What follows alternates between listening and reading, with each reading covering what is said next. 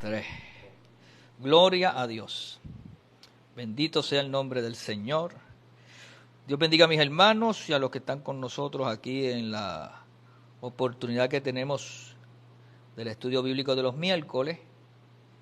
Estamos aquí para compartir esta experiencia de fe en el nombre del Señor. Déjeme situarme aquí en Marcos, capítulo 4. Amén. ¿Me escuchan, verdad? Qué bueno. Bueno, vamos al capítulo 4, es la misión de hoy. Los que nos siguen pueden ver toda esta serie de enseñanzas en toda nuestra página de Ricky Rosado o de la Iglesia Fe y Gracia. Ahí está, o en nuestro canal de YouTube. Ahí está todo lo que hemos predicado, todo lo que hemos enseñado de estos evangelios. Ya estamos en el capítulo 4 y estamos tomando detalle por detalle, yendo a estos principios. Este pasado domingo yo prediqué, que también los que nos siguen pueden ver ahí el mensaje, yo prediqué acerca de la ley del reino de siembra y cosecha, o la ley de causa y efecto. Y el reino de Dios, y hoy este capítulo 4, usted lo va a ver, que está hablando todo el tiempo de sembrar o de semilla. Sembrar o semilla. Por lo tanto, el reino de Dios es bien abarcador de ese tema que yo estaba hablando el domingo, de la ley del reino, que es siembra y cosecha. Hoy va a haber bastante de eso también. Vamos a leer los primeros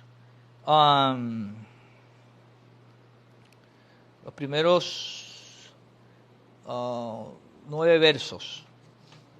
Dice: otra vez comenzó Jesús a enseñar junto al mar, porque ya lo había hecho una primera vez.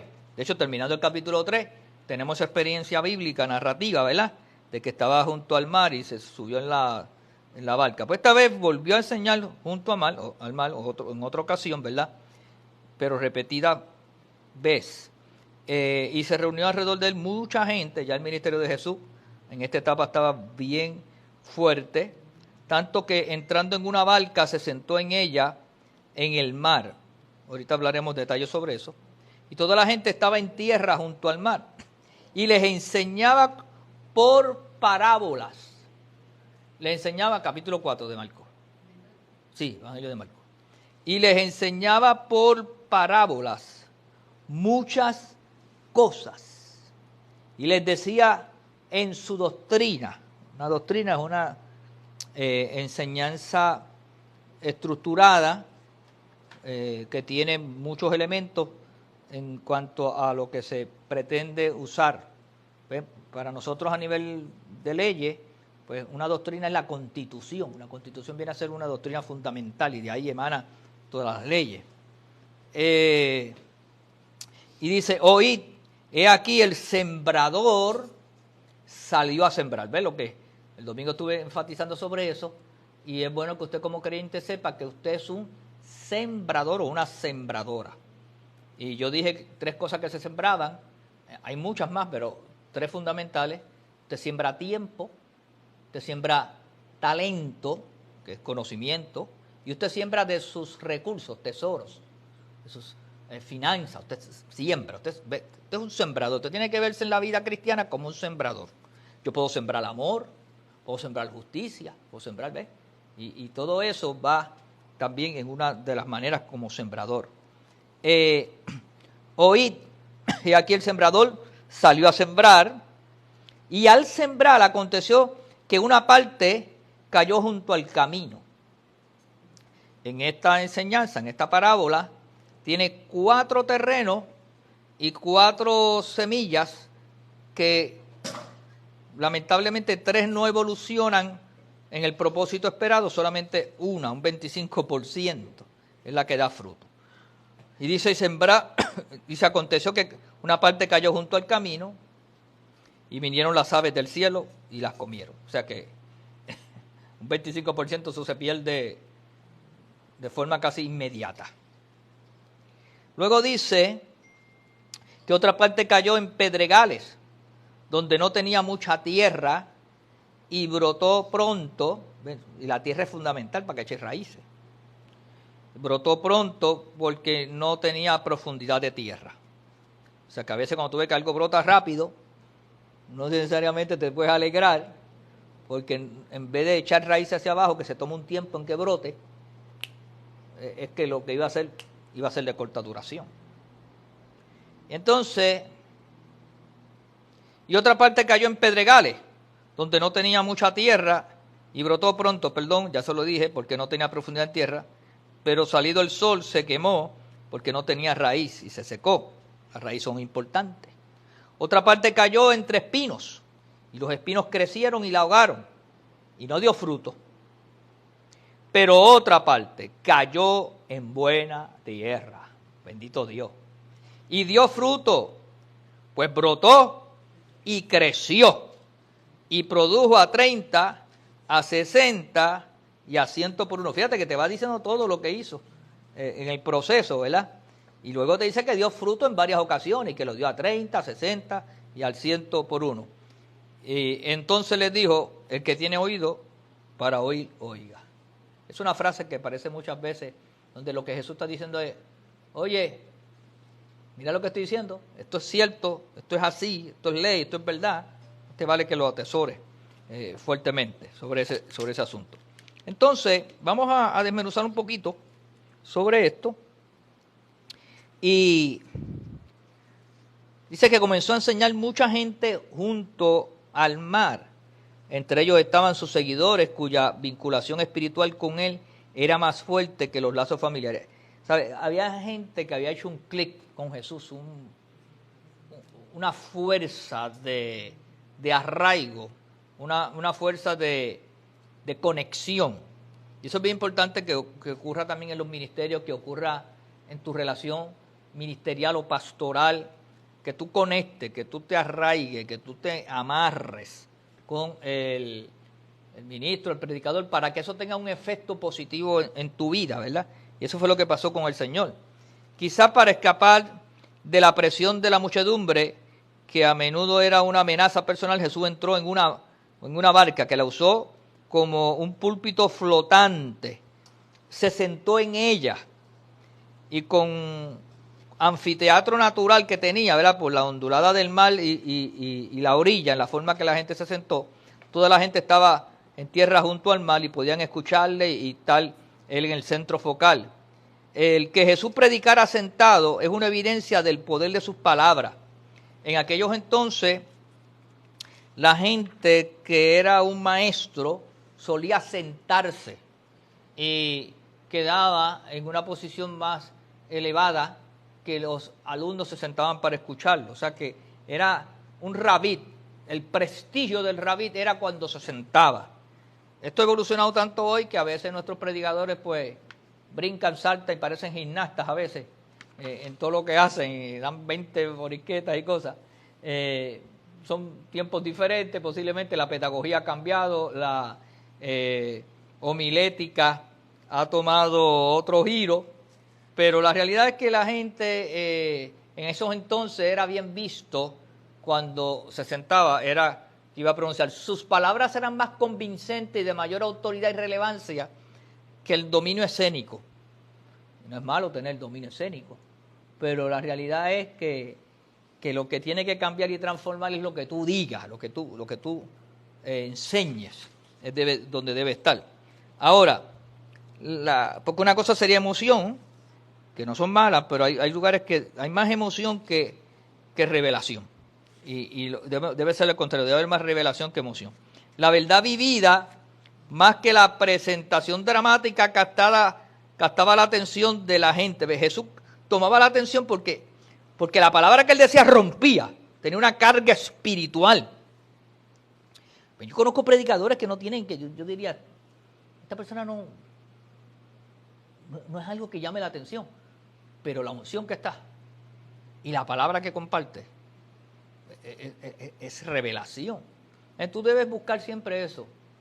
Qué bueno si alguien me puede captar la atención, pero la palabra que esté cargada de unción, de sabiduría, de testimonio, de vida, eso es lo que tiene poder para transformar. La doctrina que él enseñaba no era, en este caso, un discurso teológico, sino que por parábola les enseñaba muchas cosas. Entonces Jesús usó un método de enseñanza que se conoce como el método de las parábolas. Vamos a definir ya en breve de manera más puntual lo que es esto. Será útil en este punto considerar el significado de la palabra parábola. En el Nuevo Testamento esta palabra tiene varias definiciones y varias de estas definiciones son las siguientes. Algo paralelo. Una parábola es algo que es paralelo, que tiene comparación, que tiene confrontación, te confronta, te pone a pensar. Es una ilustración, como un drama ilustrado en palabras. Es una analogía, que tú traes un ejemplo, ¿verdad? Es una figura, es una historia, que no necesariamente sea una historia de la vida real, pero sí contiene algunos argumentos que la gente puede identificar. Por lo tanto, una parábola es una historia terrenal con significado celestial, espiritual. El uso de la parábola era común para los hebreos o entre los hebreos. Y Jesús la empleó porque sabía que para ellos era un sistema de pedagogía aceptable. Una historia naturalmente captaría y conservaría la atención tanto de un amigo como también de un adversario. A ambos los pondría a pensar y a analizar esas historias, ¿verdad? Y la aplicación más profunda de la parábola sondeaba el corazón pidiendo un pensamiento y aplicación más profunda. Las parábolas eran armas morales para sorprender y despertar la conciencia. ¿Sabes? Eso te ponía a analizar, te ponía a hacer introspección, porque te iba llevando, te iba hilvanando una historia que tú dices, mira, yo he vivido cosas parecidas a eso. Entonces, eso, Jesús comenzó a enseñar con parábolas. El Padre hace que su sol salga para buenos y malos, y manda su lluvia sobre justos e injustos, eso lo dice Mateo 5:45. De igual manera, el que siembra la simiente en toda clase de terreno, los de junto al camino, en pedregales, entre espinos y en buena tierra. ¿Sabe? Jesús y Dios hace que llueva para buenos y malos, para justos e injustos. O sea, Dios ya estableció su bendición. Pues así es la palabra. Nosotros tenemos que predicar y no podemos estar nosotros, pues mira, aquel sí, aquel no. No, eso no es nuestro deber, lo de nosotros es sembrar. Y yo sé que como sembrador, pues una va a caer junto al camino y otra va a caer entre pedregales y otras en espinos y otra en buena tierra. Y entonces, así es el reino de Dios y así ha sido el evangelio. El corazón duro, el corazón superficial, el corazón congestionado y el corazón bueno. De hecho, todos están presentes cuando se predica la palabra de Dios. Tú estás predicando y hay gente que tiene un corazón duro y otro lo tiene más superficial, pero hay unos que tienen buen corazón y reciben la palabra y dan fruto, ¿verdad? Ahora, vamos a leer un poquito más ahí en el verso 10. Vaya conmigo para el verso 10.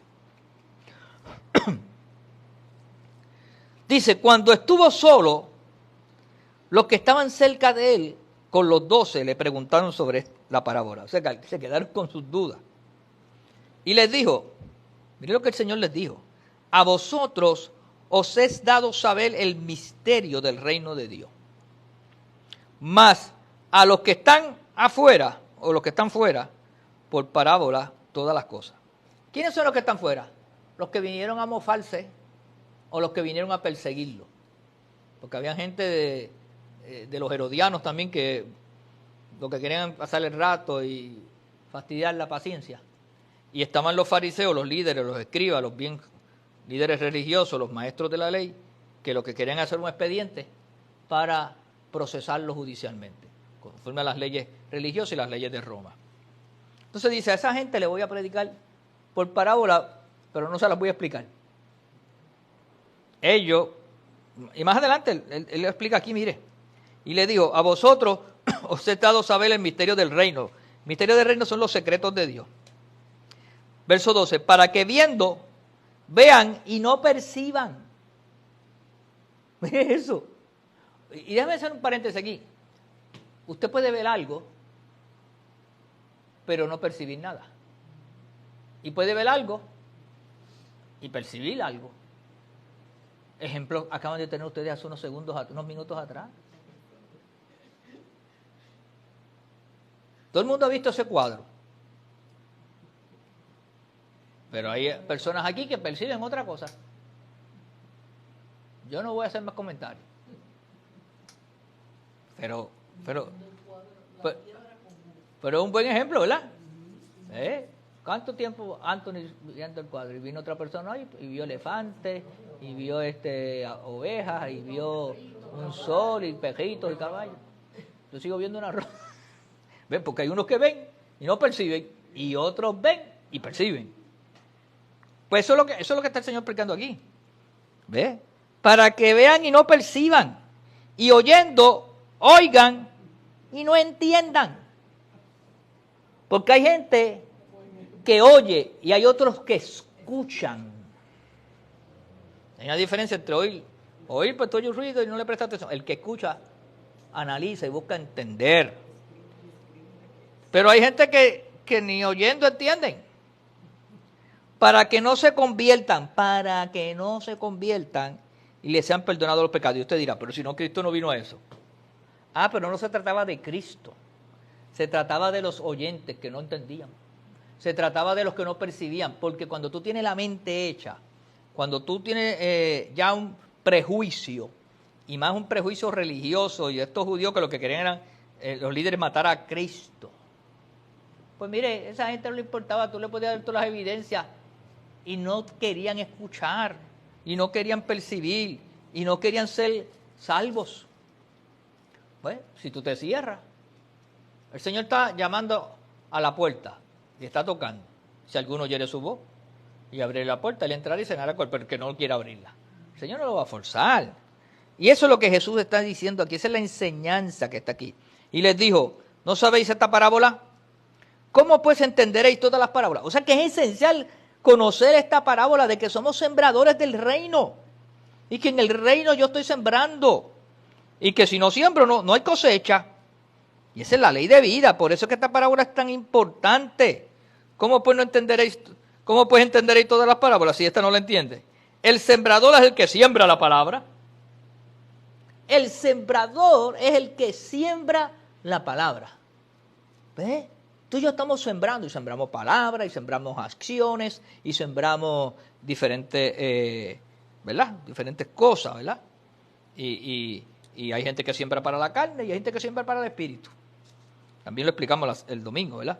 Ahora, el sembrador es el que siembra la palabra, y estos son los de junto al camino. En quienes se siembra la palabra, pero después que la oyen, enseguida viene Satanás y quita la palabra que se sembró en sus corazones. Esa es una gente que oyen, pero no escuchan. Y puede ser que esa palabra produzca una emoción en ellos y una reacción de gozo, pero enseguida se van y se olvidan de la palabra o se olvidan de lo que oyeron y se van a sus cosas. Y hay mucha gente así. A ti te pasa, tú les predicas a mucha gente por ahí, le hablas y de momento te atienden y te dicen, eso es bueno, pero más nada. Después que salen y te dan la espalda, se olvidaron de lo que tú le dijiste, se olvidaron de lo que sintieron. Y eso, pues naturalmente, ¿verdad? Tú como sembrador tienes que saber que es parte de tu ejercicio de sembrar. Pero no te puedes animar con eso. Porque todo buen sembrador y agricultor sabe que eso pasa. Que hay semilla que se cae junto al camino. Después dice, estos son asimismo los que fueron sembrados en pedregales, los que cuando han oído la palabra, al momento la reciben con gozo, pero no tienen raíz en sí, sino que son ¿de qué? De corta duración. ¿Por qué? Cuando viene la tribulación o la persecución por causa de la palabra, luego tropiezan.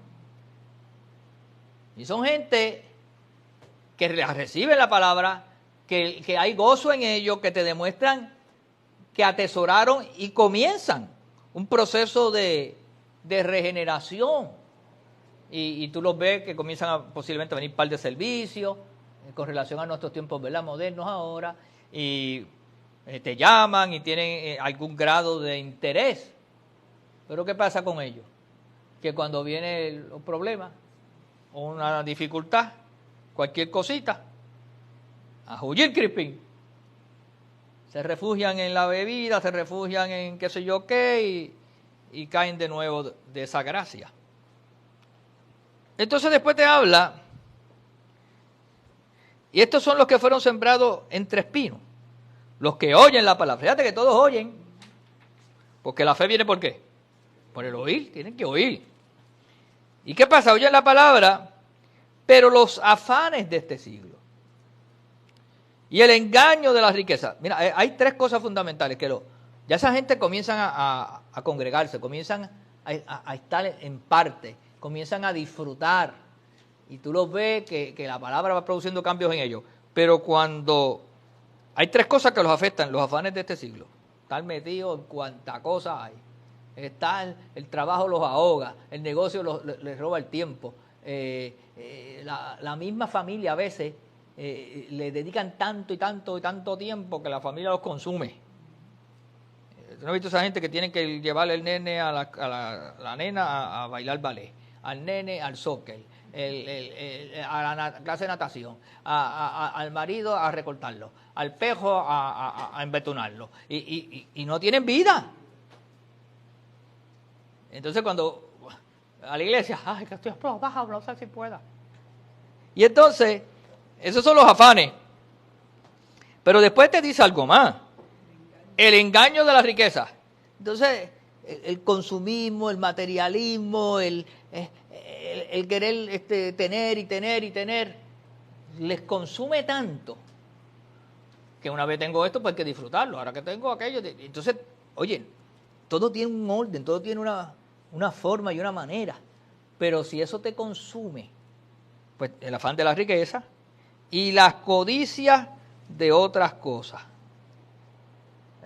Todo lo que la gente le llama eso, mis sueños, mis metas. Oye, hay que tener metas y hay que tener sueños. Pero si el sueño y la meta te consume tu tiempo de relación con Dios, por eso es que el Señor lo estableció. Mas buscad primeramente el reino de Dios y su justicia, todo lo que tiene que ver con Él. Y todas estas cosas te vendrán. Te va a tener tiempo, porque primero Dios. Entonces, dice, entran y ahogan la palabra. Fíjate que, y se hace infructuosa. Entonces, lo que tú gustaste como una palabra que era un manjar, ya te es insípido. Ya no tiene relevancia en tu vida. Y luego dice, estos son los que fueron sembrados en buena tierra. Los que oyen la palabra. Oye, todos tienen que oír.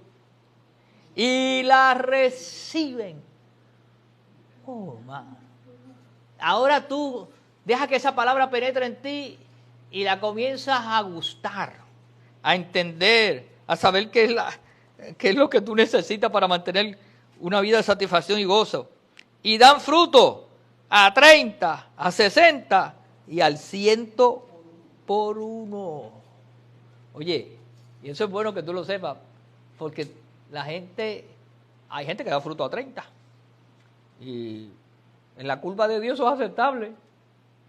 Y a 60. Y a 100. Yo veo esto de dos maneras. Que tú vas paulatinamente creciendo. ¿Verdad? Que tú vas paulatinamente desarrollándote. Que tú das fruto una vez, vuelves a dar frutos mayores. Porque en la vida de fe es una vida de crecimiento, de desarrollo. Te vas desarrollando en el reino de Dios. ¿Dice amén? Ahora, mira el verso 21. También les dijo, ¿acaso se trae la luz para ponerla debajo del almud? El almud es una especie de vasija, como una palangana. Y entonces los judíos tenían esas vasijas, esas palanganas, esos envases. Y tú no coges la luz y la pones debajo de la palangana o del alabastro, del perfume, porque no se ve. O debajo de la cama. Estas camas se levantaban los matres y la gente almacenaba cosas abajo. Tú no vas a poner, porque no va a funcionar. Era una especie de colchón. No piensen en el matre suyo que pesa un colchoncito que uno los doblaba. No es para ponerla en el candelero era algo que estaba en la pared, o que eran unos pedestales, y ahí se ponía la lámpara para que, ¿qué? Que alumbraba, porque esas lámparas eran como de queroseno, ¿verdad?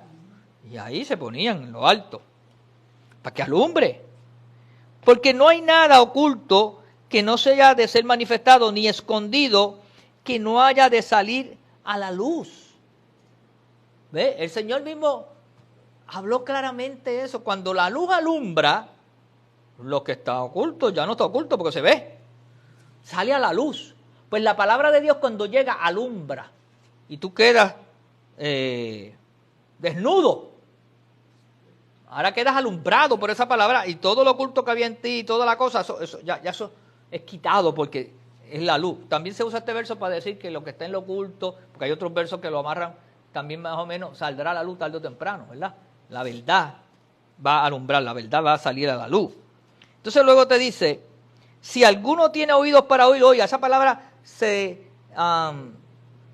repite porque lo que te está diciendo es que tú tienes que entender y asimilar y recibir y saber que la palabra de Dios es verdad. Entonces el que tiene oído, oiga eso.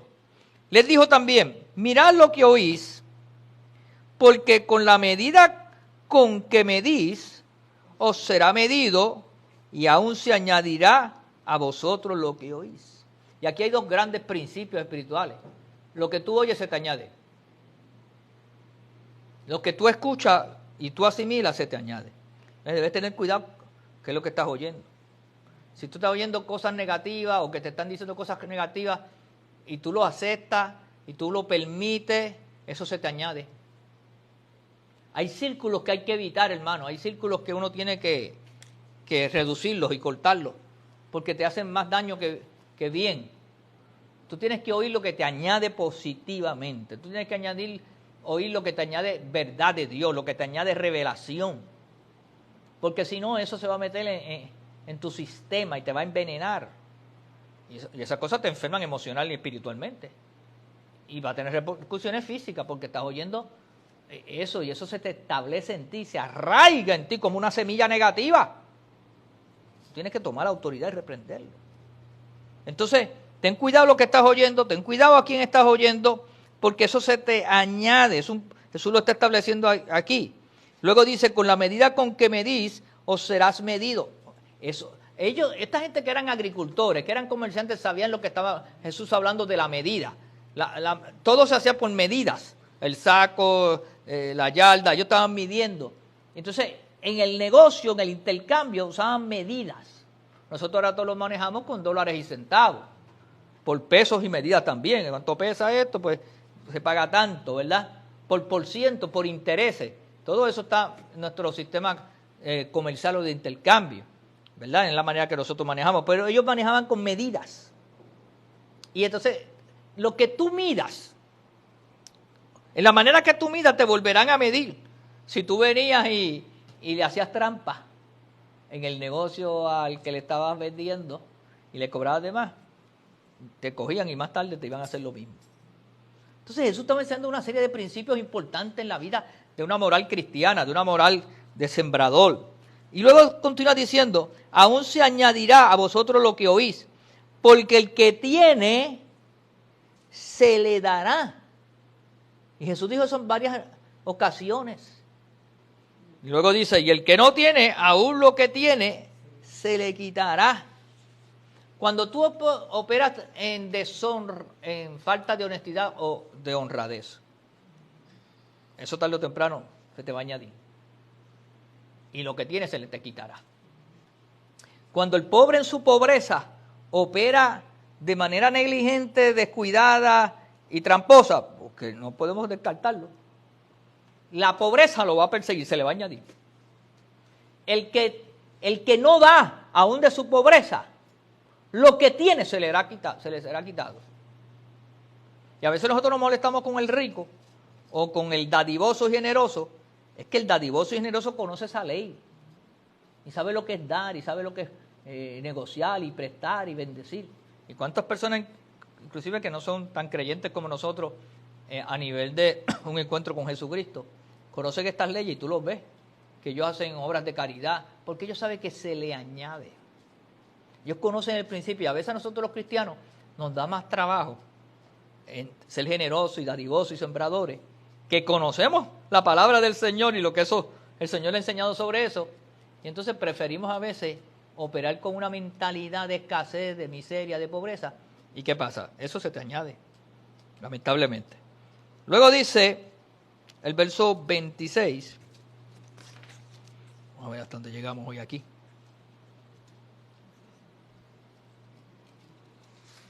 Bueno, ya vamos a terminar aquí con estos 4 versos.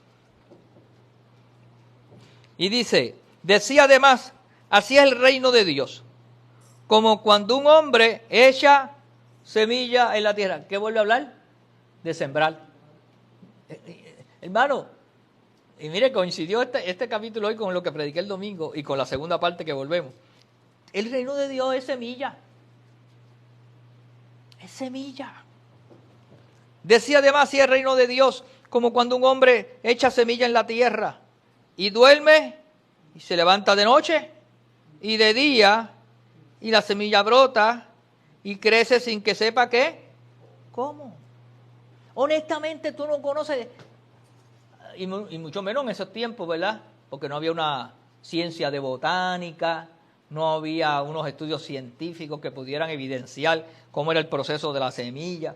Hoy en día ya eso se sabe casi a ciencia cierta, pero la mayoría de nosotros no sabemos, porque no nos dedicamos a eso, porque no hemos estudiado botánica, no hemos estudiado, no somos agrónomos, ¿verdad? No conocemos esa ciencia, porque no somos agricultores experimentados, ni nada por el estilo. Pero, aunque no sabemos, y ni el agricultor de aquel entonces sabía mucho, sembraba. Pero él sabía que había una ciencia detrás de todo eso y que había un proceso. Y aprendió el proceso. Y tenía sus maneras y formas de hacer las cosas, aunque fuera de una manera rústica. Porque no tenían los equipos y los laboratorios que existen hoy en día con las tecnologías que hay. Pero, ¿qué sabía él? A un proceso sencillo que lo queremos aplicar al reino de Dios. Había que tirar la semilla en la tierra. Hay que tirar la semilla en la tierra. Hay que sembrar la semilla. Hay que poner la semilla a producir en todo lo que tú hagas. La ley de causa y efecto. Yo tengo que hacer lo que me corresponde. Y duerme y se levanta. De noche y de día. Él no se queda allí toda la noche velando la semilla. ¿Qué va a hacer? Él confía que la semilla va a producir. Y sigue su vida. Entra en otra ley, la ley de la paciencia. Sabe tener paciencia y sabe confiar. Se llama paciencia y confiar. También Hebreo le llama a eso fe y paciencia. Los que tienen fe y paciencia heredan las promesas. Hay que tener perseverancia. Como Abraham Lincoln. Como Abraham, el de la Biblia, sabían perseverar. Abby tiene un doctorado en perseverancia. Ha perseverado casi 2 años. Abre esa puerta y no entra nadie. Pero tú sigues ¿qué? Perseverando. Yo llevo ya para 40 años en ministerio, he sabido perseverar. Y de momento viene el de repente de Dios y Dios te sorprende. En el matrimonio perseverante. ¿Qué tiene que ver el matrimonio con esto? Si yo lo que te he dado a ti son años buenos. Ahora, de noche y de día, y la semilla brota. Hay un día que la semilla brota, pero el día que la semilla brota, eso no significa que hay fruto. No, eso es parte del proceso. Lo único que ahora ya uno tiene un poquito más de confianza y dice, mira, ya brotó. Ya mismo se vuelve en espiga. El proceso va bien. Entonces ahí se convierte en una esperanza viva. ¿Ves? Ya no es paciencia y confianza, ahora se convierte en una esperanza viva. ¿Verdad? Y crece sin que él sepa cómo. Va creciendo y va creciendo y va creciendo. Porque de suyo lleva fruto la tierra. Ahora mira el orden. Primero hierba. Luego ¿qué? Espiga. Después ¿qué? Grano lleno en la espiga. Y cuando el fruto está maduro, enseguida mete la hoz porque la ciega ha llegado. Entonces todo tiene un proceso, todo tiene una manifestación de desarrollo y crecimiento. Yo no puedo abortar los milagros, no me puedo desesperar, tengo que estar tranquilo. Tranquilo, Bobby, tranquilo. Hasta que uno... Ahora, ya la cosecha está lista, pero tú no te puedes quedar con los brazos cruzados. Tienes que meter la hoz. La hoz es una herramienta que tú la metías para sacarle fruto. Y va cayendo el fruto en el saco. Si tú no hacías eso, pues no tenías la cosecha. Tenías que inclusive hasta para la cosecha hay que hacer una acción, como yo decía el domingo, en el reino de Dios, de siembra y cosecha, la ley de causa y efecto. Las cosas no surgen así por la nada. No, yo tengo que ejercer una acción, un acto de fe, algo, hasta para la cosecha. La cosecha hay que levantarse temprano, coger el saco y de hecho separar los frutos también. Este está todavía chiquito, este lo vamos a regalar. Y yo le enseño a ustedes que hay semilla y hay pan. Y que la semilla no se come, la semilla se siembra. Y lo que se come es el pan. Y nada, vamos a dejarlo hasta aquí, que Dios bendiga su palabra. Nos quedamos en el 29, terminamos el capítulo 4 la semana que viene y comenzamos el 5. Que Dios añada bendición a su palabra, espero que te hayas edificado, espero que el Espíritu Santo te ayude a comprender y entender estos misterios y secretos del reino. Las personas de la casa, los sembradores, la gente que sabe ofrendar y sembrar, pueden hacerlo a través de la aplicación de ATH Móvil como CFC, Fe y Gracia. CFC, Centro de la Familia Cristiana, Fe y Gracia. Nada, te bendiga el Señor, nos vemos en los próximos servicios, reuniones y actividades. Paz y gozo por Cristo Jesús. Amén.